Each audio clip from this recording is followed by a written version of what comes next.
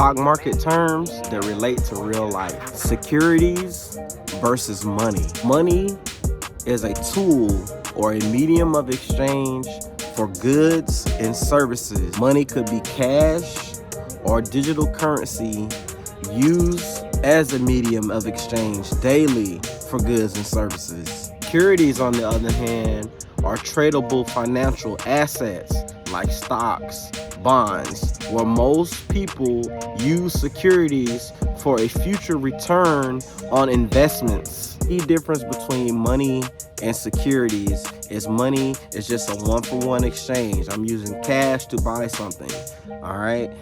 Securities, on the other hand, means I own something. I am the sole proprietor of some financial instrument, and I have this thing that's going to yield me a future return on my investment when I cash out later in the future. You want to get to the point in life where you have more securities than you do money. Convert a percent of your money into securities, and your future self will appreciate it later.